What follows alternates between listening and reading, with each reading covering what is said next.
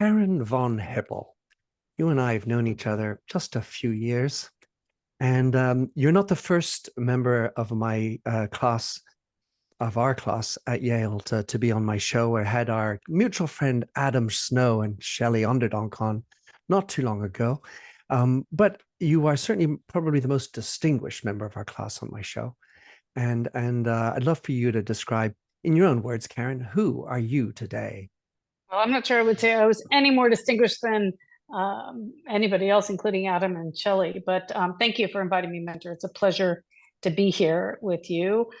I am I'm the director of a think tank in London called the Royal United Services Institute, but I have spent most of my career working between think tanks, policy-focused think tanks, and foreign policy, and then working for institutions that implement policies. So whether that's United Nations, State Department, European Union, I've kind of gone back and forth between think tanks where you have time to think and write about big challenges, and then institutions where you don't have time to think about it. You're just running around doing things. So that's been most of my career, focused mostly on security, geopolitics, less on hardcore defense, which RUSI does as well. And how did you get into this? I mean, obviously you studied, you have your PhD, master's, and so on, which you got in England. But what is it that got you interested in this zone of business? I don't know. It's a good question. I've always been interested in foreign policy, and I think when you're young, you get a job or an opportunity, and often that can lead you in a certain direction, even if that may not have been what you intended. So my first job after my PhD was working on Somalia with a group of academics, looking at what kind of decentralized political options Somalis could have when they were ready to rebuild the state. This was in the mid-90s, and I was doing this at London School of Economics. So we had a lot of amazing conversations with Somalis from across the spectrum, inside the country and in the diaspora, about federal state, decentralized, unitary state. How do you organize yourself? They were very nervous about another authoritarian state after so many years of a dictatorship under Siad Barre, which collapsed in 1991. And so it was really just more about debate, discussion about what these options would be and their views on it. So that was my first job, and that kind of got me into, the conflict space, I suppose. And then I just thought it was fascinating. I'm impressed by resilience in people in all sorts of situations. So then I did some work later in Kosovo after the NATO bombing campaign when the UN was in charge, and I spent about a year there. And then, worked also, as mentioned, in think tanks here in the United States. So the funny thing is, my daughter's boyfriend has been studying security, and one of his thesis at university was about how do you make peace after war, and especially in civil war, and how does that actually go down, and the different forms and practices, and obviously very difficult because there's so much blood and hate that's gone before, and it's very hard to reconcile. And obviously every time differently. You talked about resilience, and you've been in different situations. It's my observation that as a society, we seem to be lacking in resilience. I'm wondering if you agree with that. And two, how does one gain resilience? Yeah, it's a good question, Mentor. I think I've been looking at resilience in conflict zones, so not in the United Kingdom or the United States, but it's a good idea because actually I do worry about the elasticity, let's just say, how tightly strung out the United States in particular is, a country you know very well. I think you don't ever know how you'll act until you're tested. And so we've seen this in different war zones, how incredibly brave and generous and sharing, and also how horrible and nasty and evil people can be at the same time in conflict zones. And so it brings out the worst and the best in people. And you're right about grievances and concerns about that, because of course in the post-conflict period, I mean, I don't like using post-conflict because very few places are really post-conflict, but certainly if it isn't seen by people that justice is going to be served, then people will take matters into their own hand, and you get revenge killings and all sorts of really horrible things in the let's just say the post uh, military kinetic phase, as they say. And I've seen a lot of that, whether that's in, Kosovo or in Iraq. We all saw that in Iraq, Afghanistan. People sometimes try to take matters into their own hands if they don't think the state or the government or the governing power is going to do that for them. And then what about building resilience? I mean, what are the, I mean, I feel if you took every more or less safe, peaceful, privileged kid in these countries like the UK and the United States, and you took them and you showed them some other more difficult situations. I mean, let's say obviously in a safe manner and all that, but there's they need to understand that life is not as difficult as we think it is in this materialistically safe world. Yeah, I mean, so I just spent some time in Ukraine. I was there in early August. And, you can look at Ukraine and Israel as countries that are, let's just say, more developed than some of the other places where, there's probably more fights over scarce resources. You go to Ukraine or capital Kyiv and you feel like this is a modern European city. And yet they've been tested. Now they've proven remarkably resilient, as we've seen how brave they are, how innovative they are.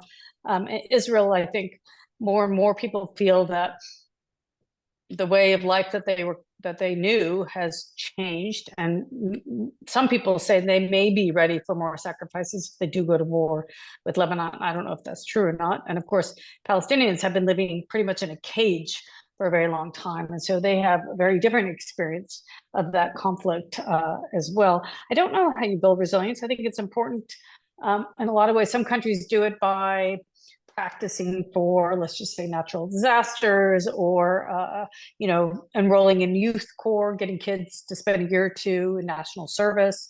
There are all sorts of ways you can do things, and I think the more people adjust very quickly, which we saw during COVID, didn't we? I mean, pretty quickly the new normal was established. I think most of us spent about a week thinking we may die tomorrow, and then we were like, I'll die, but maybe not of COVID.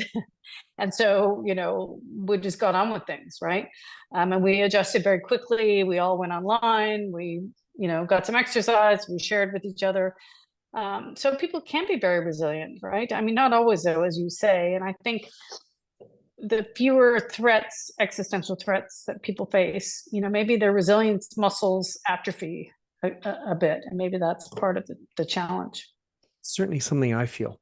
We're going to get into the RUSI a little bit more in the detail, but another question that you just mentioned that I feel, I was wondering whether in the work that you did at the RUSI, was there ever discussion about bringing back, reinstalling national service? Some people do talk about that, yeah, in different places. I mean, not just at the think tank. I'm still there. I'll be there probably till the end of the calendar year, but I have submitted my resignation in June. But yeah, I mean, I think those conversations happen everywhere.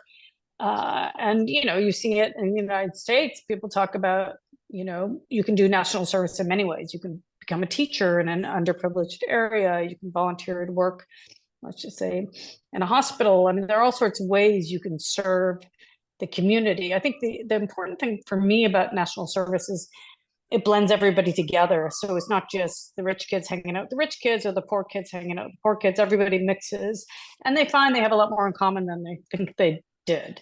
And countries that do that kind of service, whether it's Korea or Israel or elsewhere, that's one thing people always point out is it was a great leveler, that people treated everybody else pretty much the same when they had to, exercise together and do all sorts of things together. So it's a great way for people to get to know each other, get to know their country, establish long-standing friendships from across many different divides too, as well as think about security, the community, the public good, really, I think.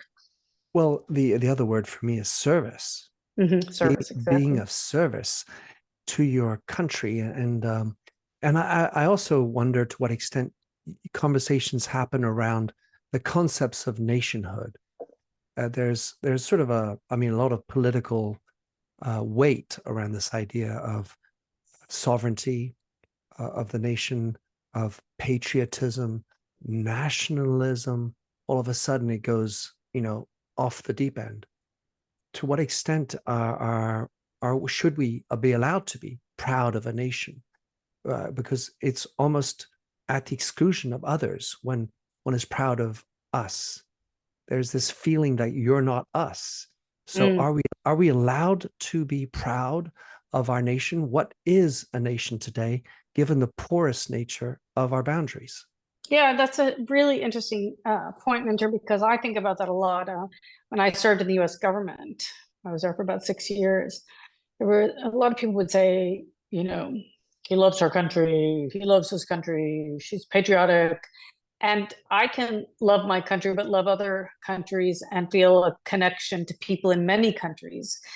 It doesn't have to be a zero-sum game. So I can be an American, I can be German, but I don't need to be better or worse than anybody else. And I do think that sometimes people, it's perceived in a zero-sum way, which isn't right, because we should care about people in different places that are struggling, not because it's in our national interest, but because it's the right thing to do, right? So whether we care about women in Afghanistan now that the Taliban have basically, excluded them from pretty much everything, that doesn't have to be in the national interest of the United Kingdom. It just has to be it's in the interest of women. It's in the interest of women in Afghanistan. So I do think it's a good point to make, because I do think people often, maybe they spend too much time in their own country. They don't spend as much time abroad. They don't see things from different perspectives.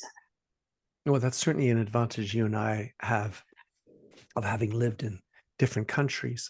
But I would argue that you have certainly traveled the world a whole lot more and seen it in a light that I certainly haven't. And and to what extent, obviously, these types of thoughts about, well, my country is important, my country is sovereign. Let's take the Ukraine as an example. Is it right to feel pride about my country? And if so, then shouldn't everybody have a right to feel pride in their country? And the issue is that pride comes quickly with ego and then power. And the problem is resources are limited. So to the extent that we want to do something for others, it's an endless pit as far as trying to solve the world's problems. So there needs to be some kind of priority on home. Let's fix home. Because if you don't fix home, how can you be good elsewhere? And then when you go elsewhere, what do you prioritize?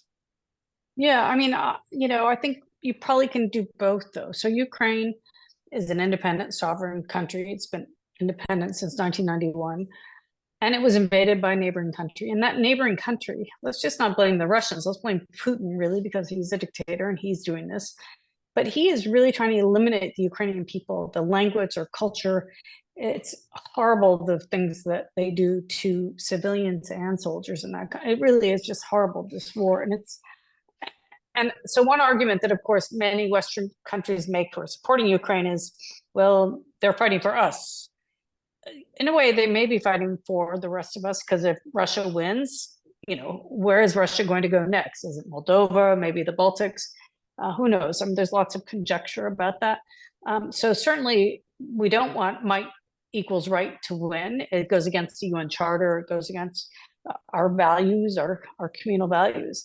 But it's also not, but also we want to help the Ukrainian people, by the way, just like we want to help the Sudanese people, or we want to help the Afghan people. And so there are always charges of hypocrisy, right? Well, you're not doing something in this country that you're doing in this country. And is that because they're white?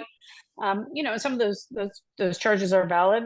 There are often a lot of other reasons why we are not able to do more in certain places than we're doing somewhere like Ukraine, and the money we're spending in Ukraine. So it gets quite complicated when you delve into it. But yes, there's certainly mixed motives for, the countries that we help in a significant way and the countries we help in a maybe more superficial way. Yeah, the narratives, right?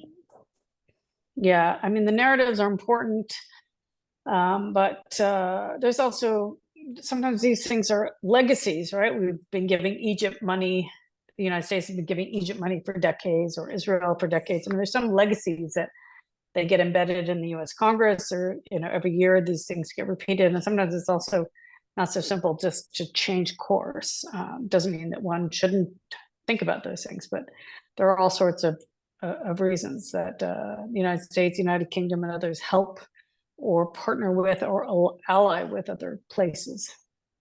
So, Karin, you were 10 years, or have been, because you still are, at the head of the almost. RUSI. Yeah, almost 9 years. It'll be Yeah. 9 years. Yeah. Exactly. And under your stint, you grew the RUSI. You more than doubled the size in terms of employees, and you grew the revenues from 6 to around 16 million pounds, as I researched. Congratulations on that. I just, for us to understand, let's talk about what is the Dominion, what is the purpose of the RUSI, and maybe how did it grow into this? Yeah, so we say we're the world's oldest defense and security think tank. It was founded in 1831 by the Duke of Wellington, just after Waterloo.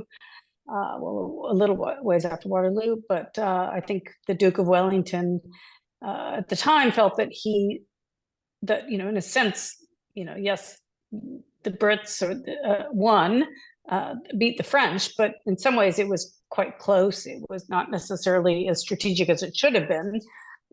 And I think the Duke felt that military officers needed a place to debate and discuss that took where the hierarchy wouldn't matter as much. And so he basically established RUSI to have an independent forum where debate and discussion could take place in a more open way. And I think we still adhere to those same principles. So it's a convening forum for diverse views. It's no longer just military people who come to RUSI.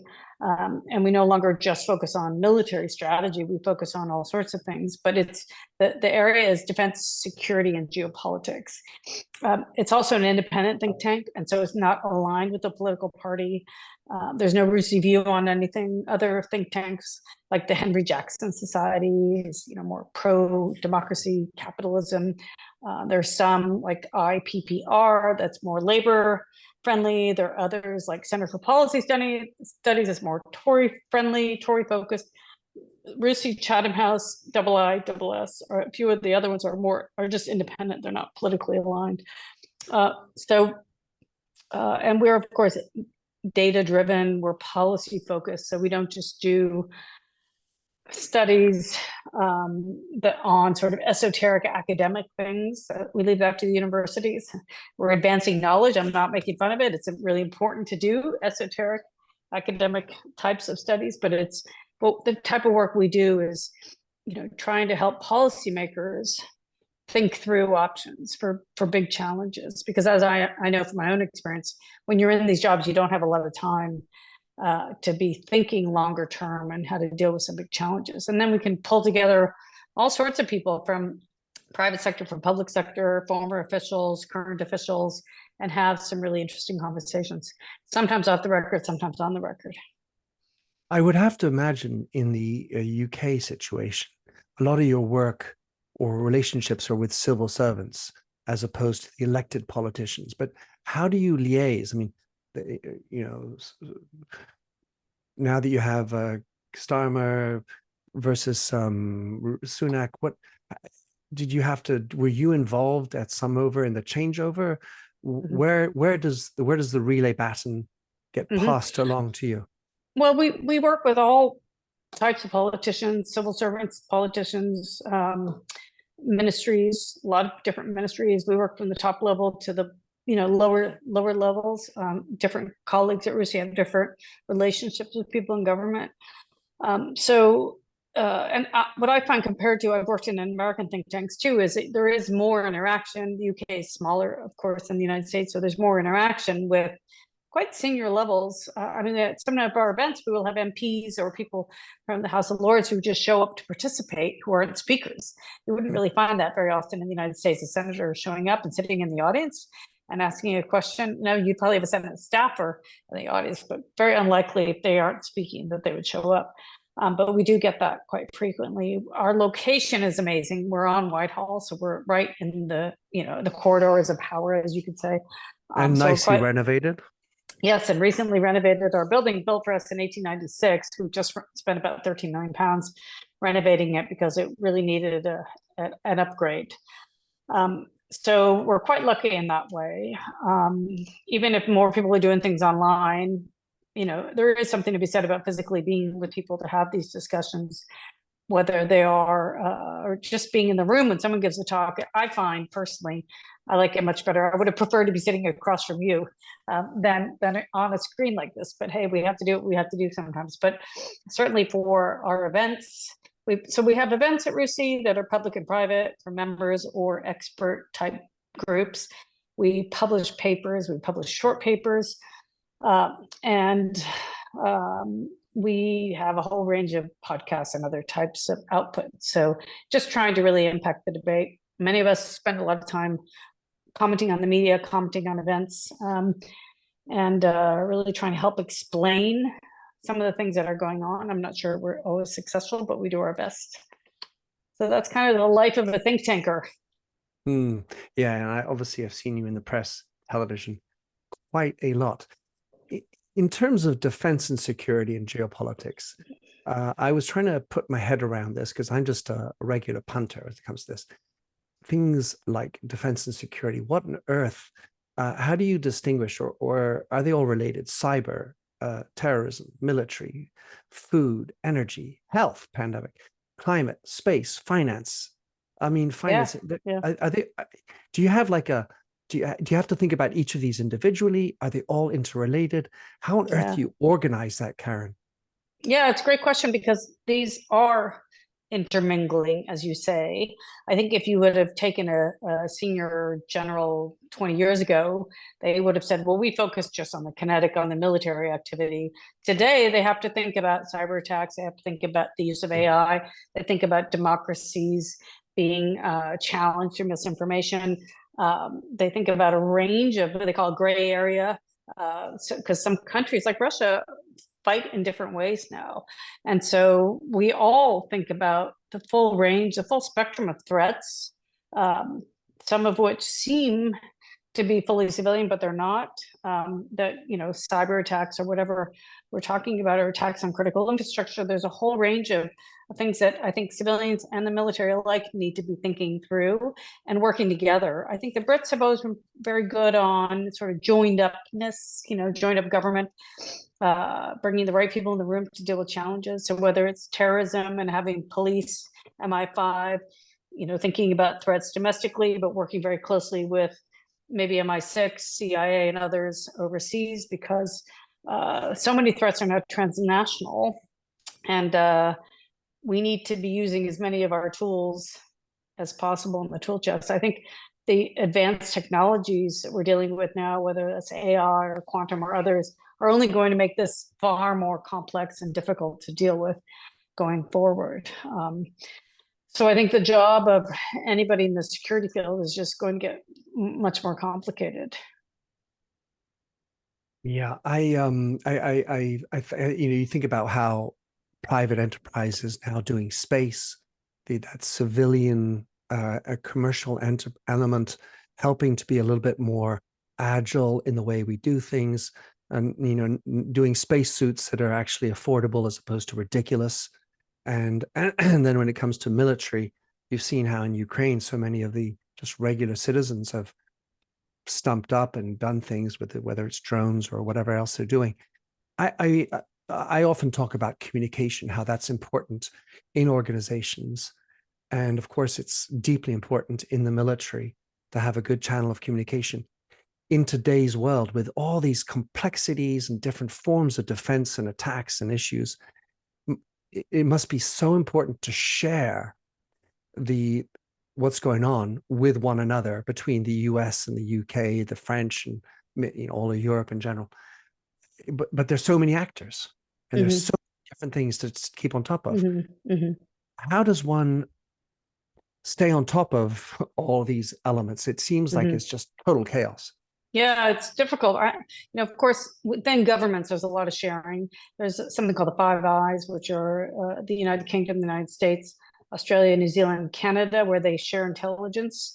They share it more pretty much openly between the five, but then often they'll bring in others, whether it's France or Israel, or some of this will be done bilaterally, depending on what happens. And the sharing is incredibly important. I think post Brexit, the Brits lost access to a lot of European databases, Europol and others, and so they're losing. It doesn't mean that they're not getting information about threats, but not as quickly as they would have had they stayed, in the EU, to share the security threats with their partners in Europe. So certainly individuals and governments are sharing all the time, and you have people, not just embassies, meeting with their counterparts wherever they're posted, but constant, people are embedded, people are talking on the phone, they're traveling. So the relationships are quite tight with allies, in particular, at NATO, wherever it might be. And then, the rest of us who are not in government trying to get access, we just have to use whatever tools we can to learn. And that's why, in a sense, think tanks can provide a role, because they can help educate the public about what's going on. They can host government officials who can explain from their perspective what's happening. You can challenge a government official. I think it's important for government officials to be challenged, not just by the press, but by the public, whether it's at a think tank or elsewhere. And just trying to learn from each other. And these days, because of the let's just say the democratization of technology and communications technology, many of us, with this whole thing, this is basically an intelligence tool, right? I can take a photograph and send it to somebody. It's open source. I can send it up. I can upload to various sites. So whether it's Bellingcat, which is an amazing investigative journalism organization, or in Ukraine, civilians, or when they see something overhead, they immediately know where to send the information to. So many more people participate in understanding what's going on. Of course, that means there are also fakes and deep fakes. And so we have to get smart about identifying what's real and what isn't. But so many of us now can play a role that was traditionally the reserve of an intelligence officer, a spy, or a diplomat, because we can also, be visiting this country. We can see something that's going on. We can record it. We can take photographs. We can share it with people. We can write about it.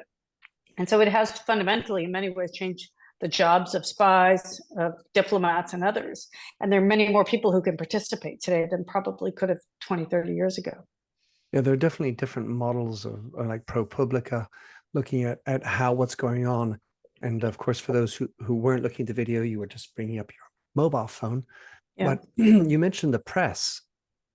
And I was just going to reflect that the RUSI seems to have partly a role of in the weeds with the governments, and down and dirty with learning with what's going on, them influencing them, and the other is communicating and democratizing the information towards the public. So you have sort of head in the weeds, and then spreading the word out to the rest. Is that a fair? Yeah, I mean, we are a charity in the UK. We are a charity, and that means our work is really intended for the public good. And so how you define that and how you get the message out, so it's not just held tightly, is important. But the other interesting thing, if I could just go back to some of the open source, called open source intelligence. So it's the kind of work that Bellingcat does, or that we have done at RUSI, where we can get access to certain types of technologies. So for example, we have done very interesting work on North Korean ships that are violating sanctions, just using satellite imagery and other materials that you can find in the open source. So if we do something like that, we publish a report on how North Korea is violating sanctions, sending weapons to Russia, for example, to be used in Ukraine. It's a lot easier for governments to share that, because they're sometimes worried about sharing intelligence with too widely. So they have their normal buddies they share it with, but sharing it widely is more complicated. So it's easier for them to share a study from RUSI, even if they fund it, because it's open source. And so that's another way that governments actually use organizations like RUSI or Bellingcat or others, use in a way of not necessarily a negative way, but they use the information that we have to help them do their work, because it's often easier to say, hey, look what these guys just did. We find this interesting. Yeah, what do you think? in some ways it's because it's less discreet. It's it's more It's public, it's open available to there. the public, and they're not violating, they're not sharing. I mean, governments and intelligence agencies are notorious about opening up and sharing information. So what the United States did just before the war in Ukraine started in February 22, if you recall, they released information about Russia and Russian intentions. That was probably the first time I can think of that Right. they purposely did that beforehand. It was a very smart thing to do, but it's hard for them to do things like that. So it's easier in some ways to say, well, look at this study. Isn't this interesting? Assuming that the study is reliable and not made up. Yeah, because if they release an information that was from some sort of secret source, they could be putting at risk that source. Exactly. So going back to the issue of press, and I'm just wondering how you reflect on that, because not only has internet changed the course of business models of the press in general, but it seems to me that we have, and they use the term of the extremization of press, or the not Bernie Madoff, but the Australian guy, Oh yeah, Rupert Murdoch. Murdoch, the Yeah. Murdochization of the press in order to sell, and there's no more budget for investigation. Do you feel like the RUSI has had to change its approach in light of the way the press has sort of had to shift its way of doing business? I don't know. I mean, I think there are so many amazing journalists out there, so I'm not as worried about that. It's more competitive, it's more complex. There's less money for, I think you're referring to less money for the more traditional reporting, but somehow others tend to fill in that void. Yes, there's lots of noise and there's lots of politicized news, but there's still some very good news out there. You just have to dig maybe a bit more. And I think, many people say, oh, the BBC is biased, or the New York Times is biased, CNN's biased, Fox News is biased. And because we have so many more options, I think that's part of the challenge, is that many of us read very different sources. And in the United States in particular, you can live in totally different spheres, never even listen. Like if you watch Fox News, you're never going to be watching CNN or any of the other ones. And so your information is different too. And so your realities are different. And that's what I find more scary than anything else. And so people do have to do a lot more work to try to figure out what's going on. A lot of younger generation, this from your children, they get information not from the news sources, but they get it from all sorts of social media sites, some of which are Owned by the legitimate. Chinese. Some of well, there's that too. Some of which they do have good information, but they also have a lot of misinformation.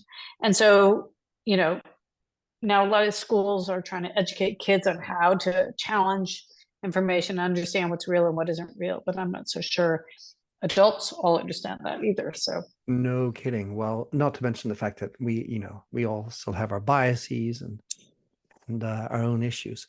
Talking just lastly about the RUSI itself and your experience mm-hmm. there, you've obviously seen a lot, and you're now at the dusk of this particular term. But what can you give us a big bright spot that you have looking forward in with your view on geopolitics? And then, of course, I'm going to ask you about a less bright spot. Yeah, well, I mean, I think personally, I'm quite concerned about what might happen after the U.S. elections and how that goes. And I think America certainly could go in many different directions depending on who wins, and that will have an impact on America's allies. And personally, I think Donald Trump will be a destructive force if he wins, and I think Kamala Harris, even though we don't know that much about her, I think she's likely to continue a number of policies of President Biden. And whatever you think about President Biden, he's certainly the most experienced foreign policy president the United States has had in a long time. I mean, I care more about foreign policy in many ways than other things, even though I know that domestic policy is important, but I focus more on foreign policy. And so I am worried that if Donald Trump wins, there'll be all sorts of ramifications, and there'll be all sorts of negative impacts from it, just like the last time around. he certainly let some negative forces out of the bag that are hard to put back in. And so, and at the global level, let's not forget that the world's becoming more multilateral. The United States may not be a weakening power. Some people think it is, but let's just say it isn't necessarily weakening, but other countries are including China, are expanding their strength. And then, of course, there are all sorts of ways of being strong without having nuclear weapons, physical might. There are all sorts of ways that smaller countries and non-state actors even can assert themselves, can cause trouble, without necessarily having a lot of money, having a lot of weapons. So there's all sorts of ways that threat vectors can hit us. And, as we get more into drone warfare and robotics, it's only a matter of time till some of those armed weapon systems may be used in our own countries. And I think that is something to be worried about. And we don't have enough international coordinated mechanisms to manage some of those threats. So those are some of the, there's a lot of things to be worried about, that's for sure. Nuclear weapons and hypersonics and all sorts of weapon systems, and the bad guys like Putin not respecting, the UN Charter, invading other countries, all sorts of things to be worried about. I suppose on the bright side, I think the United States is probably a bit better now at listening and partnering than it may have been in the past. And because I think some of these challenges are too big for any one country to solve on their own. And all of us have to figure out how to work with China, because you could say Russia and Iran and North Korea, we can put them in that little weird, like, okay, let's not touch them, we can isolate them. But China, you can't do that. And China is too important, it's too intertwined with all of our economies. And we won't be able to fully extricate ourselves, even if we wanted to, and we shouldn't really. It's too important of a country, but it's a complicated country and it's not so simple. And so I think we need to figure out in a more profound way how to work with China. Even when we don't agree, we need to figure out how to manage that relationship.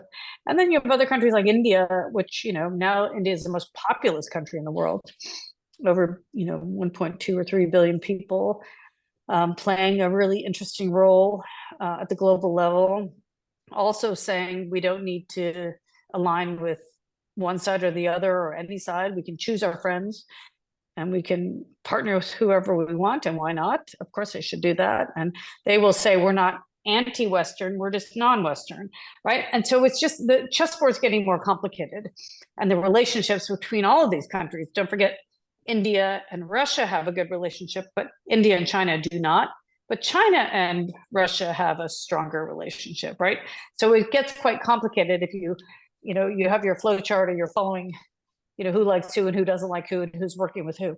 And how all of us feel. The enemy of my enemy is my friend, or and not. Sometimes is my enemy, exactly. So and how all of us navigate these complex arrangements is, it's a work in progress, right? We're still figuring it out.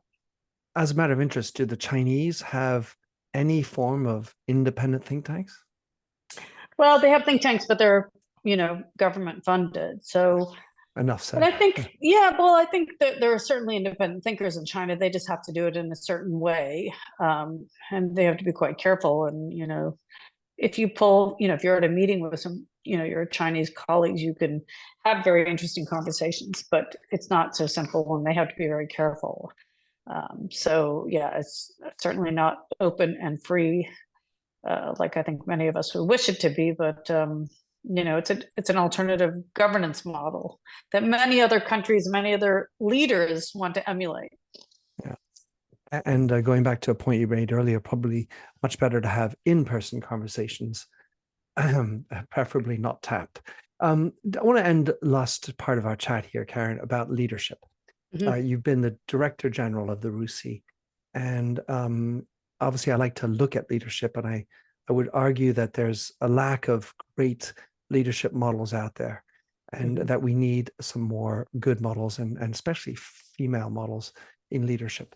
I think it's particularly useful. So in your experience, Karen, first of all, how would you describe your style of leadership? So I think, I'm not sure I'm a great leader or a poor leader or probably just an average leader. Well, Um, let me just step in 1 second, Karen. The number of people who have made elogious comments about your leadership, from all the various chairmen of the various committees, people of very high standing, have saluted your leadership. well, So that's very let's nice. start But with that. if you ask some of my staff, they may not agree with that. Ah, But anyway, um, look, I mean, I try to, I think also when people describe their leadership, they're not always very good at understanding really how they do lead. I think we all assume that we're better than we are, and we give ourselves credit for things. I do try to delegate a lot.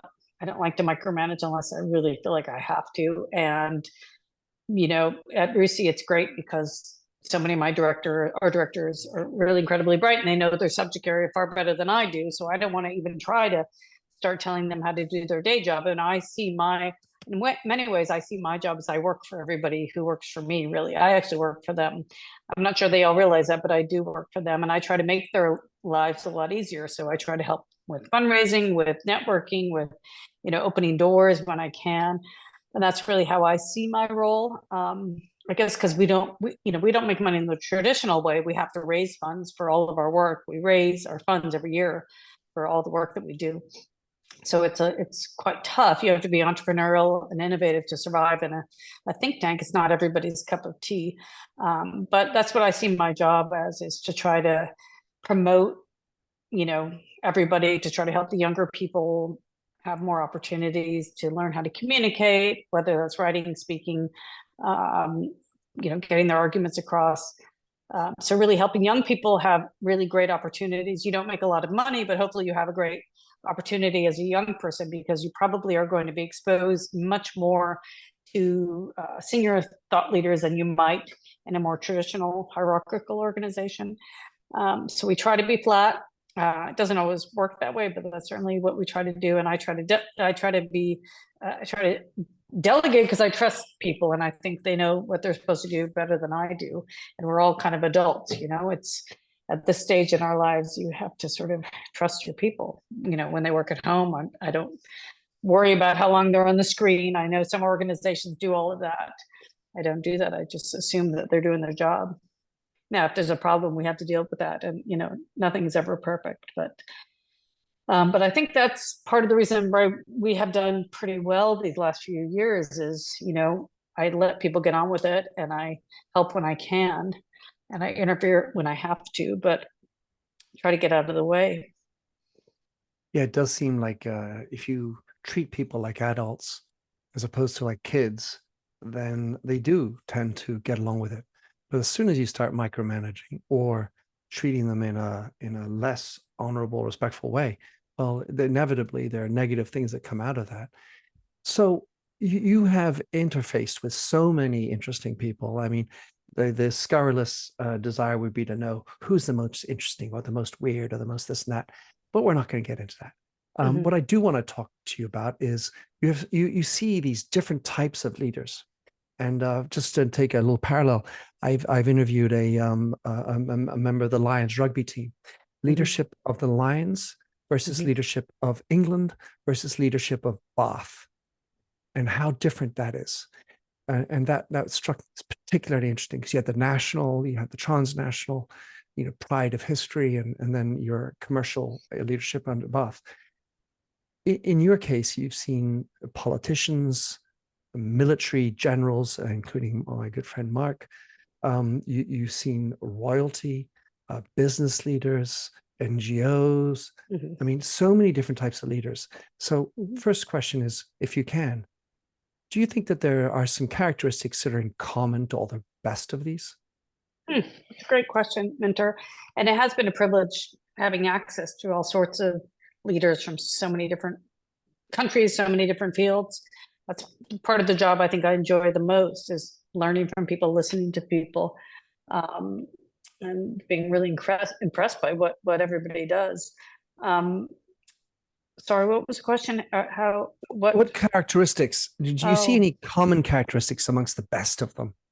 Yeah, I don't, I it kind of depends because some people come from very hierarchical organizations like the military, and when they excel in that kind of environment, it's quite interesting to see what traits that those leaders have, and often they're very strategic thinkers or big thinkers, and they can deal with all sorts of things happening at the same time.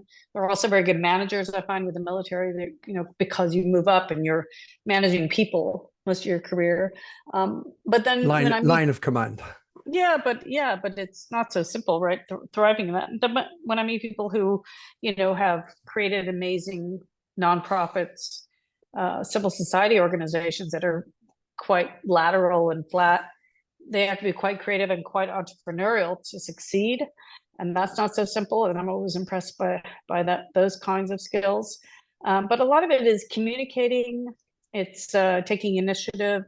It's being persuasive without maybe being a pain in the butt. And I sometimes find that the quieter people who don't jump in and aren't the first to speak often can be the most persuasive.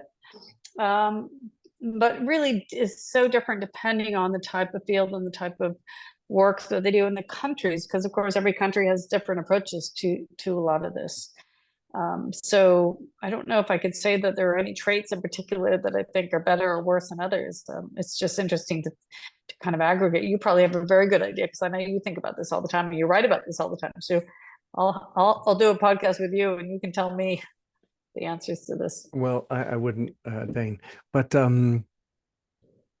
there are obviously differences in the constructions, the structures they're working in, the different cultures. I wonder to what extent charisma is something that you notice in certain people, and is that more relevant in one domain than another, like politics or business? Or what? Yeah, it's interesting because, recently in politics, people say you need to have charisma to succeed. And then often the people who have charisma aren't very good leaders, right? And so if you think about, some of the previous prime ministers of this country or the United States, some of them, sometimes it's kind of the quiet, nerdy ones who are better bosses, better leaders, but they're not charismatic. And we expect now our leaders to be charismatic, um, which I think that we shouldn't be in politics because what you really want are people who can get things done. If they happen to be charismatic, that's great. But sometimes people who are charismatic just enjoy giving speeches, but aren't as good at getting into the weeds and making things happen. And then there's some people who are a little bit too charismatic that you don't really trust them too, right? They seem a little bit too much like a used car salesman. And so you want to be a little bit careful. So I remember when I worked in Kosovo, in 2000, it was after the bombing campaign when the Serbs left and the Albanians, uh, for all sorts of reasons, they didn't, the international community didn't want the Kosovo Albanians to be running the government because it hadn't been recognized. And there were all sorts of sovereignty issues. And so the international community, the UN, became the interim government. So many of us were in charge of Kosovo departments, which was ridiculous. And I wouldn't recommend it again, but it was at the time thought a good idea. And I remember we had like in the UN, we had, we had sort of the head, like, let's just say the prime minister and the president, and then we had the military people in charge, and then we had governors. And the governor who I was always the most impressed by was the Swedish guy who didn't want to get involved in politics. Everybody's like, oh, we got to negotiate between the Serbs and the Albanians. He just wanted to get stuff done. He wanted to get the roads back up and running. He wanted to get the sewage cleaned up. He wanted to get the streets cleaned. And, he was the most effective leader and he got stuff done, right? And so it's sort of in a way, my perception, I don't know very well much about him, but Governor Tim Walz from Minnesota, who's a vice presidential candidate for Kamala Harris, he just seems to be somebody who likes to get things done. And he's also quite charismatic too. But, that's always my personal preference of, who I want to vote for. I want someone who can take care of things, not just talk about things, but maybe doesn't get it done. But we seem to now have this expectation. We want someone to be charismatic as well as, and there aren't that many people who can do both. I haven't seen many. Maybe you have. I haven't seen too many leaders who can. No, I mean, I'm thinking, I had this vision in my mind of the film Ridicule, the French film, which talks about the Le Roi Soleil and his court and all the courtiers and the ridicule that was happening here. And this one guy comes up and he's a doer. He has a real idea and he just gets squashed by the system. Yeah. So it does mean that as a doer, you also need to know how to go through the system and be a little bit sometimes sneaky in that Yeah, way. no, 100%. 100%. I agree with you. I saw that in the US State Department because the US government, there's so many people trying to do stuff and you just cannot bulldoze your way through. You have to make friends, you have to socialize ideas. That's the term that they often use. Exactly. That's exactly the same thing. I mean, Otherwise, in another political camp, they call it the swamp, right? It's yeah, this, this notion of the heaviness of systems, the legacies of yeah. systems. All right. Well, to Karin, if I had to say one word about leadership, just to finish on that thought, is the one characteristic that I systematically see is that they're good communicators. Yeah, That that's is true. the defining quality. And whether introvert or extrovertly, the ability to communicate one to one to many in the different situations, according to making complex thoughts simple, being concise, being clear. That for me is the transcending quality. But that's only been thinking about it with you as we speak. So No, I think it's a very good point, and I hear that from other people. You do something, you come up with your strategy, and then communicate, communicate, communicate. It is the right approach. I probably don't do it as much as I should, so I think it's the right approach. But yes, 100%. So last question for you, Karin. Yeah. What's in stall for the not the post-conflict, but the post-RUSI Karin? I don't know. I'm going to take some time just to chill out a bit and then try to figure out what I want to be when I grow up. So maybe you'll have some advice for me, mentor. I think Let, you've had many different careers too, haven't you? let us meet at the playground, Yes, Karin. yes. We'll meet over a Many pint. exactly. Many thanks for coming on. Any ways that you'd like to send people who have been listening to this? What kind of destination would you like them to go to visit? You mean like websites? Yeah, it could be websites, your links, your Mm, profile, whatever you'd like. they don't need to visit my profile. I just think be curious, try to, look at all sorts of different types of news sites. Don't just rely on one source and try to really challenge yourself. If you see something that doesn't sound right, dig into it more, because I think we all have to do that now, because otherwise we can, be persuaded by misinformation and disinformation. So I just think we have to challenge ourselves and each other much more. It's on us, Karin. Yes, mentor, Many, thank many you. thanks. Thank you See very you soon. much. Pleasure.